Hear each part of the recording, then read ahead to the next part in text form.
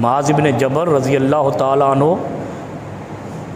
عظیم صحابی رسول ہیں، اور یہ وہ صحابی رسول ہیں کہ جن کو رسول مکرم صلی اللہ علیہ وسلم نے اپنی آخری عمر میں یمن کا گورنر بنا کر بھیجا، اور مدینے سے باہر تک ان کے ساتھ پیدل چل کر گئے روانہ کرنے کے لیے۔ اور پھر حضرت معاذ بن جبل سے کہتے ہیں، اے معاذ، شاید اب تمہاری اور ہماری ملاقات جنت میں ہو، یعنی وصیت ہے، غور کریں۔ اے معاذ، جس پر حضرت معاذ رونے لگ گئے کہ یا رسول اللہ صلی اللہ علیہ وسلم یہ کیا کہہ رہے ہیں، اور پھر نبی مکرم صلی اللہ علیہ وسلم نے یا ایھا الذین آمنوا ایما احد، ایک جگہ پہ ارشاد فرمایا، مومنو جب تم پر کوئی تکلیف آئے نا تو یہ کہہ لیا کرو، یہ سوچ لیا کرو، یہ یاد کر لیا کرو کہ اگر اللہ کا رسول مشکلیں سہ کر اس دنیا سے چلا گیا، اس سے بڑی مشکل کوئی نہیں، اس سے بڑی مصیبت اہل ایمان پر اور کوئی نہیں کہ خدا کا پیغمبر زمین سے وفات پا گیا۔ اس سے بڑا پہاڑ غم کوئی نہیں، کوہ غم کوئی نہیں۔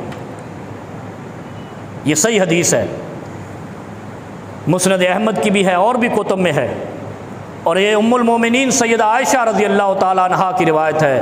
یہ آخری عمر میں رسول مکرم صلی اللہ علیہ وسلم نے ارشاد فرمائی، جب بیماری کی حالت میں تھے اور پردہ ہٹا کر دیکھا کہ میری جگہ پہ امامت کون کرا رہا ہے، سیدنا ابی بکر رضی اللہ عنہ کو اشارہ کیا کہ آپ امامت کرائیں۔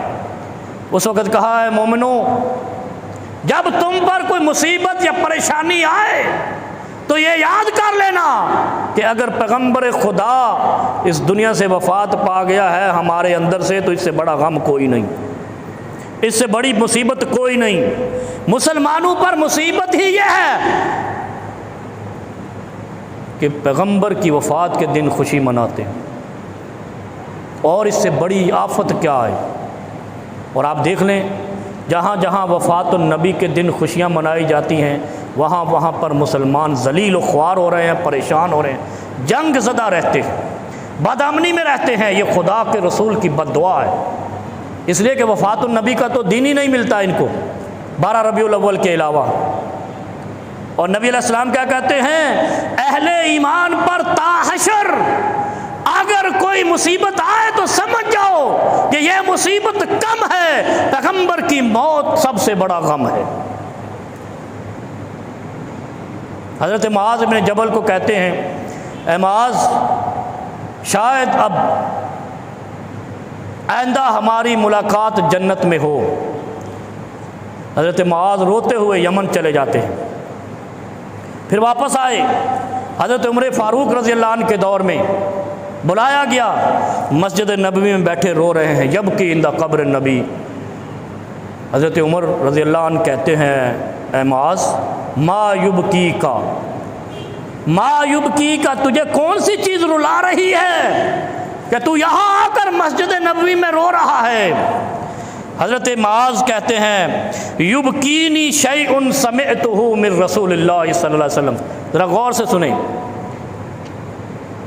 مجھے رلا رہی ہے ایک چھوٹی سی چیز جو نبی علیہ الصلوۃ والسلام سے میں نے سنی، جو نبی مکرم صلی اللہ علیہ وسلم سے میں نے سنی، اس چیز کو یاد کر کے رو رہا ہوں۔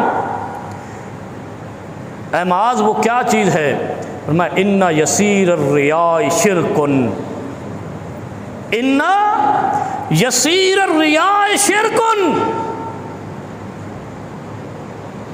اے عمر، اے امیر المومنین، شہرت کی، مال کی تھوڑی سی لالچ بھی شرک ہے۔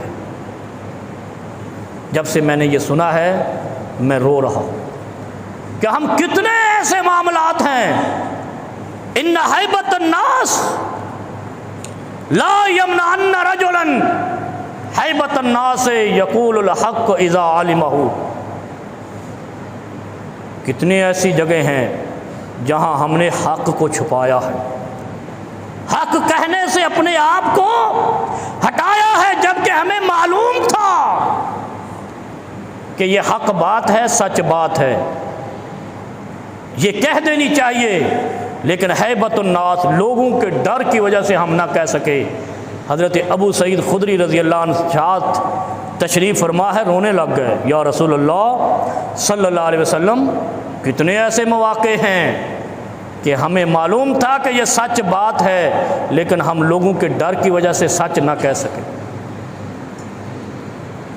جو شخص سچ جانتے ہوئے، حق جانتے ہوئے سچ کا راستہ، حق کا راستہ چھوڑ دیتا ہے، خدا کی قسم زندگی بھر روتا ہے۔ یہ پیغمبر علیہ السلام کا حکم، اسی لیے فرمایا کہ برائی سے روکو ہاتھ سے، ہاتھ سے نہیں روک سکتے، زبان سے نہیں روک سکتے تو دل سے برا جانو، اور اگر یہ بھی نہیں ہے ذالک اضعف الایمان، تو پھر تیرا ایمان ڈاواڈول ہے، تجھ میں ایمان نہیں رہا۔ لا ایمان لمن لا امانتہ، ایمان رہا ہی نہیں۔ جب تو نے حق ادا کرنے کی امانت ادا نہیں کی تو ایمان سے محروم ہو گیا۔ پھر حضرت معاذ رو رہے ہیں، حضرت عبداللہ ابن عمر، یہ حضرت عمر رضی اللہ عنہ کے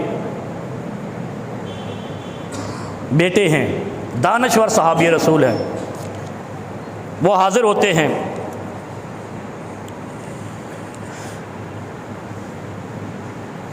حضرت معاذ حضرت عمر کو آگاہ کر کے پھر کہتے ہیں دوسری بات۔ پہلی بات کیا ہے؟ ان یسیر الریاء شرکن، جب سے یہ سنا ہے نا کہ شرک کیا ہے، شرک کیا ہے، اور ہم سب شرک سے بچ سکتے ہیں اور ہم سب شرک میں غرق بھی ہو سکتے ہیں، اسی لیے تو فرمایا کہ دنیا کی تسخیر چاہتے ہو 2 شرطیں پوری کرو۔ یہ ذہن میں رکھنا جو موضوع ہے، اتقوا اللہ کونوا مع الصادقین، سچ بولو، سچ والوں کا ساتھ دو اور اللہ سے ڈرو، دنیا مسخر کر دی جائے گی، اور جس دن تقوی ختم، سچ ختم، دنیا تم پر مسلط کر دی جائے گی۔ مختصر سی بات ہے۔ اچھا یہ چیزیں ہمیں سمجھ نہیں آتی، ہم لڑ مر گئے، جنگیں کرتے ہیں، فساد برپا ہے، اور وہ نہیں دیکھتے کہ 11 سال کے اندر دنیا عرب فتح ہو جاتا ہے۔ اتقوا اللہ وکونوا مع الصادقین، سچائی کی بنیاد پہ، تقوی کی بنیاد پہ۔ اور تقوی کوئی پہاڑ نہیں ہے، تقوی ہمارے قدم سے چلتا ہے، سر کے بال تک جاتا ہے، اور ہمیں پتہ بھی نہیں چلتا ہے تقوی میں ہم رہ سکتے ہیں۔ اور تقوی کی بنیاد کیا ہے؟ سچ بولے جاؤ۔ جو بندہ سچ بولتا ہے وہ متقی ہے۔ سچ بولنے سے مراد یہ ہے کہ اس کا دل خدا کی نافرمانی سے اور جھوٹ سے ڈرتا ہے، اس کا مطلب دل موم ہے، نرم ہے، سنگ دل نہیں ہے، پتھر دل نہیں ہے، یہودیوں کی مثال نہیں ہے۔ اور یہ ذہن میں رکھو، جس شخص کا دل سخت ہے، پتھر دل ہے، جس کو رونا نہ آئے ماں مر گئی، جس کو رونا نہ آئے باپ مر گیا، جس کو رونا نہ آئے بھائی فوت ہو گیا، جس کو رونا نہ آئے محلے میں کوئی عزیز رشتہ دار، کوئی اچھا، کوئی نیک ولی مر گیا، جس کو رونا نہ آئے سمجھو وہ یہودیوں جیسا دل رکھتا ہے۔ اور جس کو رات کی تاریکی میں اللہ کے سامنے سجدہ ریز ہو کر آنکھیں نم نہ کرنی آئے، اس کا دل یہودیوں کے دل جیسا ہے۔ کائنات میں اگر کوئی سنگ دل ہے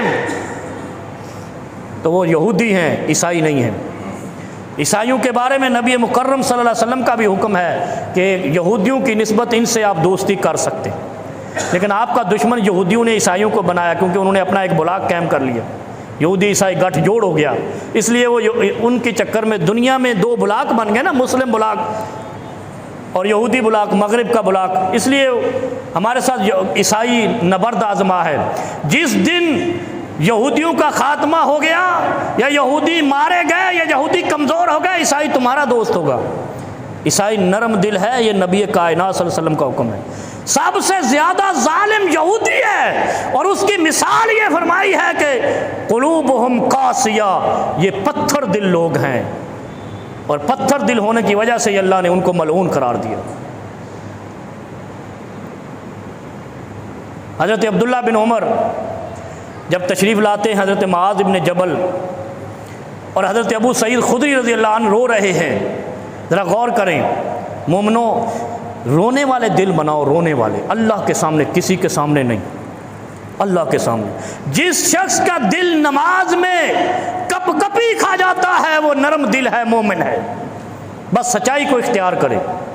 اور جس شخص کا جسم دوران عبادت، تلاوت، ذکر، نماز، جسم کے بالوں کے اندر کپ کپی آ جائے، سمجھ لو کہ اللہ کے ہاں تیری نماز، تیری عبادت چلی گئی ہے اور تو مومن بندہ ہے۔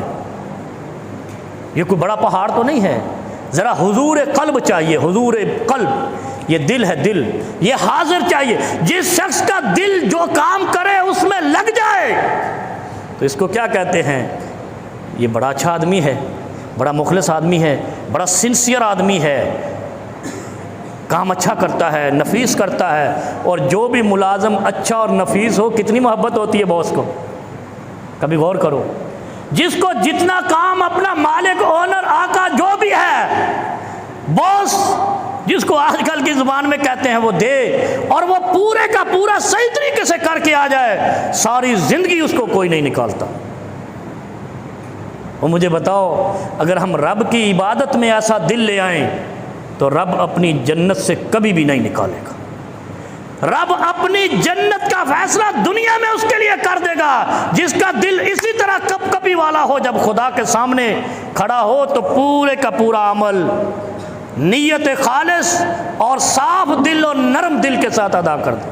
اور اگر اللہ کے سامنے کھڑا ہوا بھی پتھر دلوں کی طرح کچھ اثر نہیں ہوا تو جیسے باس نے سال بعد چھٹی کرا دی، خدا بھی جنت سے چھٹی کرا دے گا۔